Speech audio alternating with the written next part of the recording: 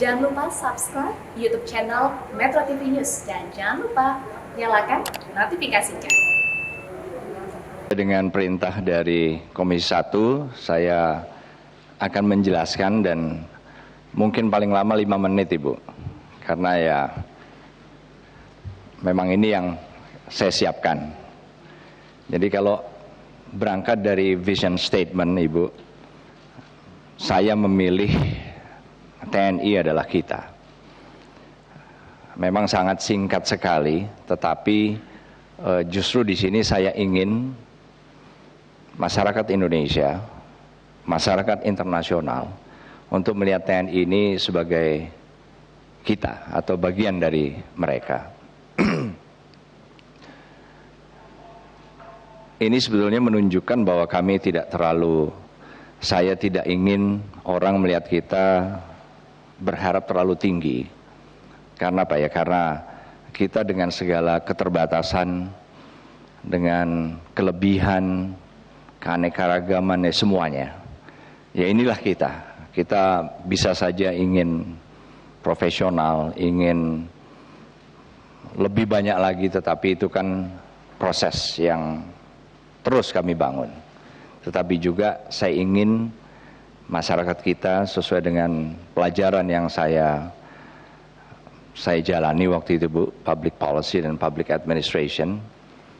Saya ingin masyarakat kita melihat TNI ini sebagai organisasi yang apa adanya, dengan segala kekurangan dan perbaikan yang memang harus kami jalani.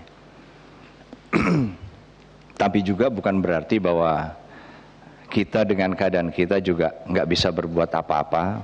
Tetap banyak yang bisa kita lakukan, karena memang sebagai orang yang punya keterbatasan pun juga kita pasti punya cara yang berbeda dalam misalnya mengejar apa yang harus kita selesaikan, pasti bisa. Itu adalah vision statement saya, Ibu dan Bapak-Bapak sekalian. Kemudian kalau mission statement, saya tidak ingin keluar dari Undang-Undang Nomor 34 tentang TNI, yang secara umum ya ada 3: menegakkan kedaulatan negara, kemudian mempertahankan keutuhan wilayah NKRI berdasarkan Pancasila UUD 45, dan melindungi segenap bangsa dan seluruh tumpah darah. Berikutnya. Tapi memang kami punya fokus, Ibu Bapak sekalian, dari sebetulnya 15 tugas, yaitu 1 OMP atau operasi militer untuk perang dan operasi militer selain perang. Kami ada beberapa fokus. Yang pertama dan yang terpenting bagi saya adalah bagaimana kita itu melaksanakan tugas-tugas TNI ini dengan lebih mengembalikan kepada peraturan perundangan yang ada. Tugas-tugas yang kami laksanakan selama ini sudah diatur dalam undang-undang, tetapi memang detailnya, implementasinya yang saya melihat masih banyak kelemahan-kelemahan, dan itu yang menjadi prioritas pertama saya. Bagaimana mengembalikan tugas-tugas yang kita lakukan ini dengan benar-benar berpegang kepada peraturan perundangan. Jangan kelebihan, dan harapan saya juga tidak akan mengambil sektornya kementerian atau lembaga lain. Kemudian yang kedua, dan ini kan sudah memang diatur dan sudah keluar peraturan Kementerian Pertahanannya pun, bahwa memang operasi pengamanan perbatasan ini juga sesuatu yang harus menjadi fokus dalam hal peningkatan. Peningkatannya bagaimana nanti detailnya, Ibu Bapak sekalian, yang saya siap menjawab pada saat sesi ini dinyatakan tertutup. Kemudian peningkatan kesiapsiagaan satuan TNI juga, ini juga fokus, karena sebetulnya banyak yang bisa kita lakukan untuk membuat kita jauh lebih siap, baik menghadapi tugas-tugas operasi militer untuk perang maupun selain perang. Berikutnya. cyber adalah fokus kami berikutnya, karena memang saat ini memang sudah hadir di mana-mana, sehingga kita tidak bisa menghindar dan menurut saya harus menjadi fokus yang lebih penting dibandingkan dengan keperluan-keperluan lain yang juga sebetulnya penting.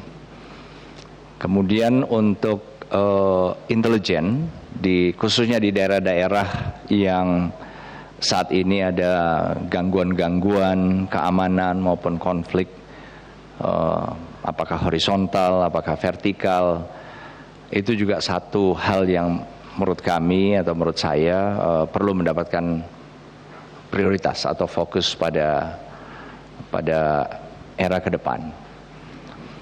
Nah, kemudian berikutnya, interoperabilitas di antara angkatan darat, laut, dan udara pun memang harus terus-menerus dan semakin sering kita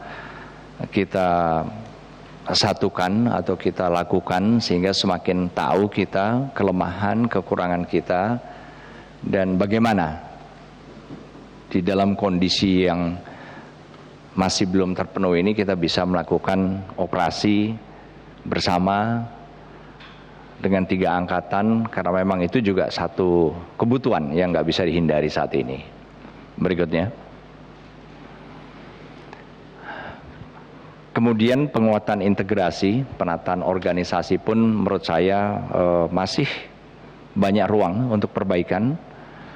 Di sana sini saya melihat adanya kekurangan-kekurangan yang pasti bisa kita perbaiki untuk membuat teamwork atau kerjasama tim ini menjadi lebih bagus. Dan yang terakhir, diplomasi militer yang sesuai dengan kebijakan politik luar negeri kita pun juga semakin penting. Saya melihat ini juga satu hal yang memang harus lebih menjadi perhatian saya apabila suatu saat dipercayakan menjadi Panglima TNI. Jadi Ibu Ketua dan seluruh anggota Komisi 1 DPR RI, demikianlah sebetulnya apa yang bisa saya paparkan, dan saya siap untuk menerima pertanyaan maupun pendalaman tentang apa yang saya anggap cukup penting ini dengan sesi tertutup, Ibu, apabila dimungkinkan. Terima kasih.